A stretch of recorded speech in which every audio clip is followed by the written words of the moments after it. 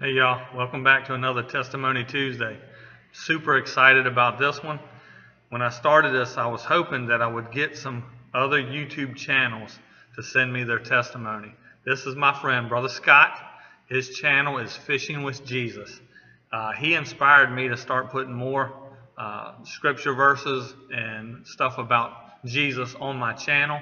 So he's been an encouragement to me. I thank you, Scott, for giving me your testimony. I hope y'all enjoy this. All right, so my name is Scott, and I am so blessed and honored that I get to share my testimony with you guys. Thank you so much, Dewey, for letting me be a part of your channel and being a part of this Testimonial Tuesday. Man, you are doing good things, and I just, I want to say thank you for this opportunity. Now, my story is a lot like other people's. But it's also different in a way. So I'm just going to share it with you. As a kid, I always believed in God. My grandma, she took us, I remember going to Sunday school at a Lutheran church, and I just remember that being the foundation where I always believed in God. I don't think there's one time in my life that I didn't believe, so my mom and dad got divorced when I was really young, I think 4 or 5. And I just had a really hard childhood growing up, with a single mom, and I have two sisters, one older and one younger. And it's just a really tough life growing up, always poor, didn't have a male figure in my life.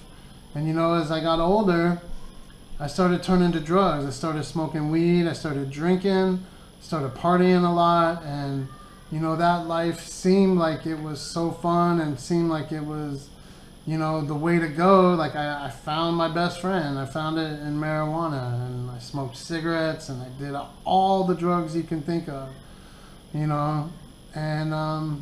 for a long time that was my life. When I was about 19, I met a girl. When I was 20, we got married. We have 3 kids from, I'm not married to her anymore, but we have 3 kids together. And I just continue to party and do drugs, and but I went to school and I got a degree from DeVry.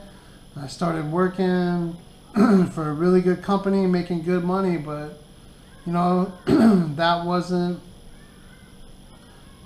I just couldn't hold on to it because I was drinking and drugging, and it's crazy that growing up without a dad. Well, when I graduated school and I got older, I started to know my father, and he was actually really cool. He was drinking my whole life growing up, but he was actually sober the last 13 years of his life, and I got to hang out with him for about 2 years before he passed away. He got lung cancer and died, and it just was really sad and really horrible. And at that time, I graduated college. I was working at a good job, but when my dad died, I left my family. I started drinking a lot. I turned to a new drug that I never really did, and it was called crystal meth. And from that point on in my life, I'm going to tell you guys, this is hard to talk about because people judge you for being that way, a drug addict. But I'm going to share it with you guys. I'm going to be transparent and real because Jesus came in and intervened and changed my life. So I remember getting saved at about 18 years old, maybe 17. My friend Matt, I was spending the night at his house, and we were talking about God. And I never heard or even understood the concept of being born again, that you have to what you had to do to get saved. But he kind of explained it to me. He told me, he shared with me. I said this prayer with him. I started crying. I was embarrassed that I was crying in front of him, but man, I just remember the Spirit of God coming upon me.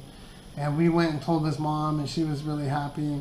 But growing up, I had a lot of godly influences in my life. I had my friends Zach and Sam, their mom and dad, actually Juanita and Mike, they poured into me, and even though I was smoking weed, and I didn't have a dad around, and my mom used to make fun of me for going to church, how's my Bible boy doing? But I still went. I was still getting poured into, and it was hard, you know, like it was just hard at like everything out, like my mom making fun of me, but God is so good and faithful, and restores things, you know. So back to, I was married. I started doing this drugs after my dad died. That was back in the year 2000, and that's when my life really went downhill. I got fired from a really good job. Not really fired, I just left. I couldn't be a drug addict and work those hours. My family, I just abandoned my 3 beautiful daughters. I just left the little girls, and I chose the drugs, you know. And then eventually what that did was bring a lot of harm to myself. And then I met another girl. Her and I got pregnant. She was pregnant with the baby, but her and I were hooked on drugs, and we couldn't stop. This was years that I've left my wife and my other children, my 3 girls. And I know this is horrible. I know this is bad, but this is what happened. This is what I chose to do. I left them, and I got another girl pregnant, and now her and I can't even stop using this drug, crystal meth. She looks at me one day after they, you know, we had the baby. They took him away, and they placed him in foster care. But which was awesome is they placed him in with my older sister. She stepped up and said, "I'll take this baby." And so it was probably like a week after our son was born that, you know, my girlfriend at the time looks at me and says, "I'm going to get our son back." And I said, "You do that. I'll be right there with you." And you know what? She went and did all the hard work. She went to rehab. She went to the IOP classes, and she jumped through all the hoops that CPS put in front of her. And I was out running and gunning, still using, racked up a bunch of criminal activity charges. I was doing a lot of criminal things, and eventually got caught and went to prison. And you know, that was horrible, but it was a blessing in disguise. You know, that is where my life really started to change. On my way to prison, the day I got incarcerated, I was out on bail, but I got sentenced. I just remember being handcuffed and taken to a room, and the judge just told me I'm doing a year and a half in prison. And you guys, I really could have been charged and done like at least 10 years for the crimes and the stuff that I was doing. I was, you know, breaking into people's cars and burglarizing and theft and identity theft and just the horribleness, the horrible things that I did that comes with that drug and living that kind of life. You know, I was a walking zombie. I remember looking in the mirror and my eyes would be gray. And I would be like, "Who are you?" And I remember the person in the mirror looking back saying, "I'm you." And just really scary stuff, man. But I looked up on my way at the court. I was put in a room all by myself right before I'm getting processed. And I looked up and I said, "God, I understand now. Like, this is real. Like, I'm going to prison for the choices that I made." But this was an answer to prayers that I prayed for so long when I was in that lifestyle. I would be praying, "God, please get me out of this lifestyle. I can't stand who I am.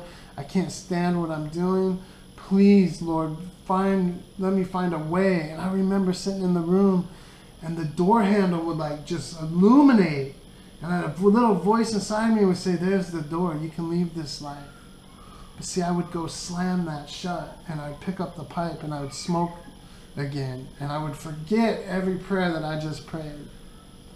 But I remember going to prison that I was looking up to God saying, "Thank you. Thank you for showing me that, you know what, like, there's a better way." And I just apologized to God and said I was sorry and that I'm going to live a good life now. From this day forward, I'm going to do what you asked me. I'm going to live for you. I'm going to be there for my children. I'm going to be a good brother and a good son to my mom, because at that time my mom got diagnosed with cancer. She had stage 4 pancreatic cancer. Remember, my dad died in 2000, so this is 2007, and my mom is diagnosed with stage 4 pancreatic cancer.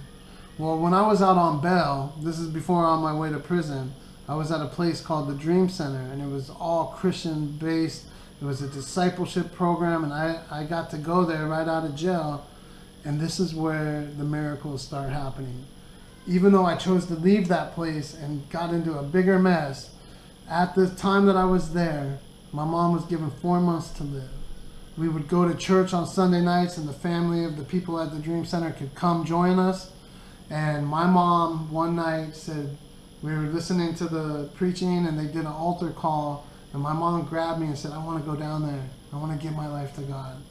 And so I had all my kids there. I had my 3 daughters with me and my little baby son who got to come visit me too. And we went down there, and my mom gave her life to God. And you know what?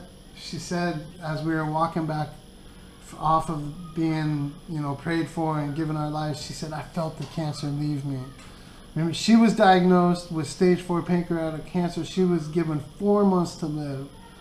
And she lived 5 more years. So that was just amazing. That was a miracle in itself. I go to prison. I stay sober in there. I do go to church in there. And I started living for God. And let me tell you something, inside you can get all the drugs you can out here. And it was my choice to stay sober. But see, God had other plans for me as well too, because getting out is the hard part. You're in there, it's easy to stay sober and find God because you have all that time to think and you're sober. But on my way out, I was trying to parole anywhere I could except for a halfway house. But every door got shut. I couldn't parole to my mom's, I couldn't parole to a friend's house, I couldn't parole to this other place. The only place that would take me was the halfway house. And I got it approved, and I didn't want to be there because I didn't want to live a life where I was being told what to do. I've just come to prison and I'm getting out and I don't want to be told what to do.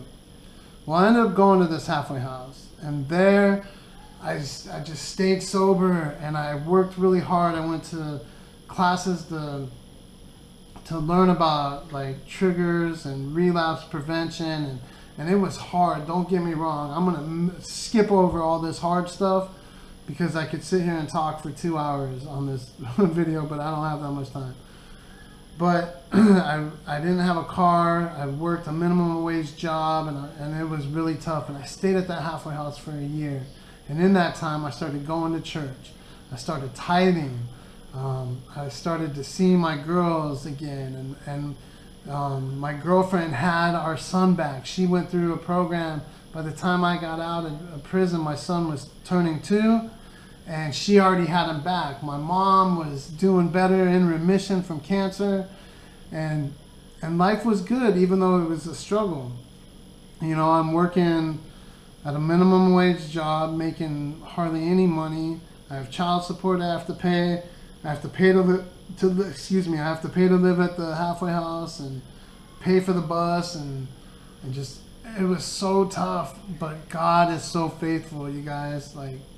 I was able to finally move out of there and move into an apartment right next to my son.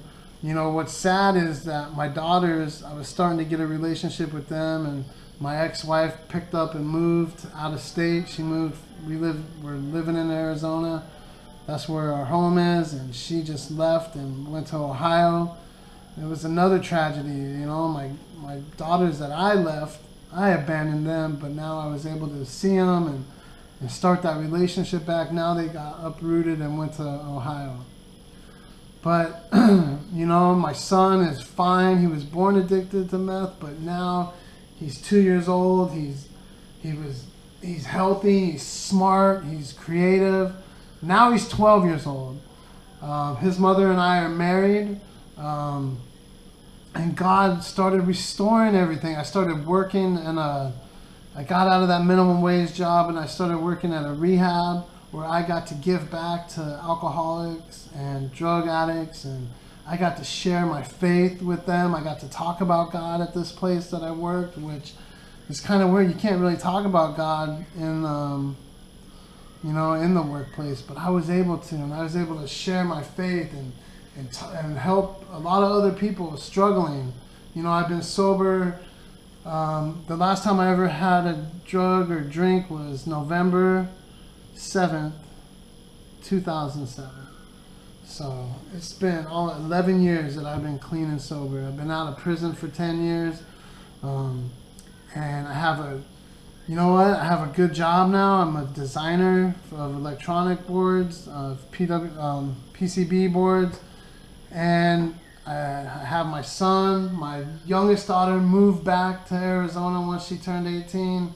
I get to see them, and I serve in my church. I'm part of the youth ministry where I get to go. See, I get to go. It's such a blessing. I get to go pour into the youth, 7th and 8th graders.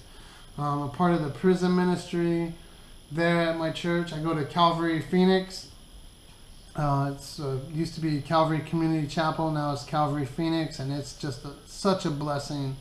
And God restored all the things that I chose to take away. Like, I chose to take away my freedom by doing drugs. I chose to cut my kids out of my life and my mom and my family and put them through a lot of stuff. But God is so amazing, you guys.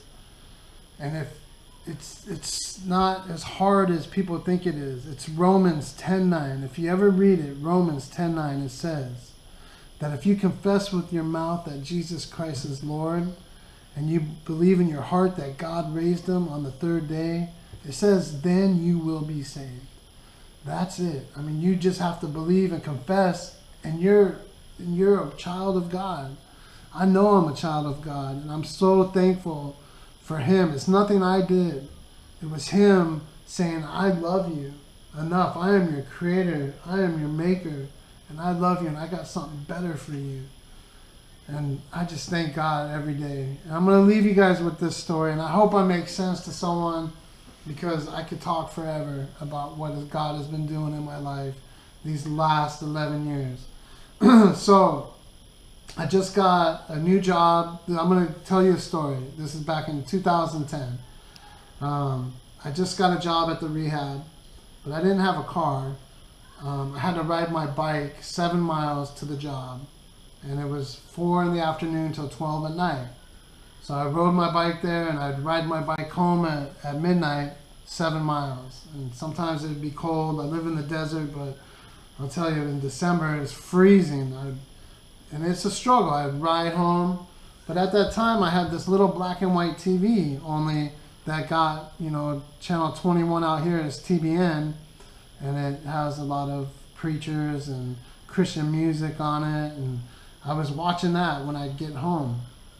And I remember watching a show called Joy in Our Town, and they were talking about all these things in the community, like overcoming, drug addiction and stuff. And I was watching that show and just wishing, God, how can I want to do something like that. I want to be on TV. I want to share my story and tell people how good you are.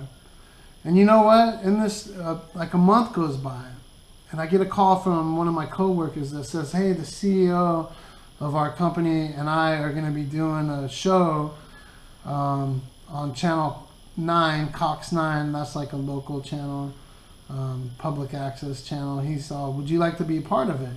Would you like to come with us and share your story on how you've overcome drug addiction and homelessness? And I said, absolutely. So he gives me the address and he tells me to show up. I ride my bike down there a couple days later, and I'm like, this isn't Cox 9. This says TBN. I was like, whoa, wait. Okay, well, that's cool. Like, maybe Cox has a part of TBN. I don't know. So we get in there. They get me in. I wasn't, the producer's like, who is this extra person? I guess they didn't even know I was coming, but they allowed me on the show. And we walk out to the studio, and it's the show Joy in Our Town. And I get to share my story on that show.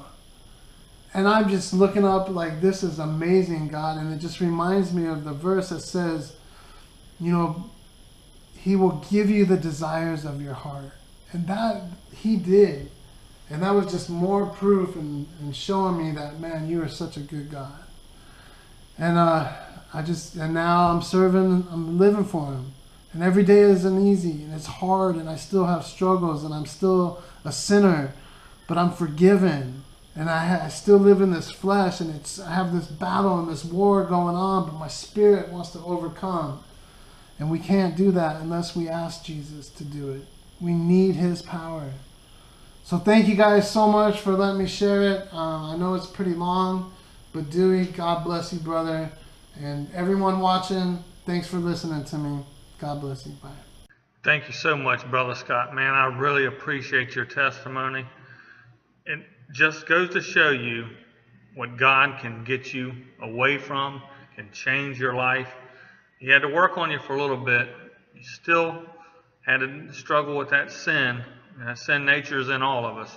But you saw your need of getting out of that sin, and I'm proud of you for turning your life around. But you could not do it without the power of Christ. I hope this helps someone out there who's dealing with some of the same stuff that he's dealt with and overcome. You can overcome just like he did. Thank you so much, Brother Scott.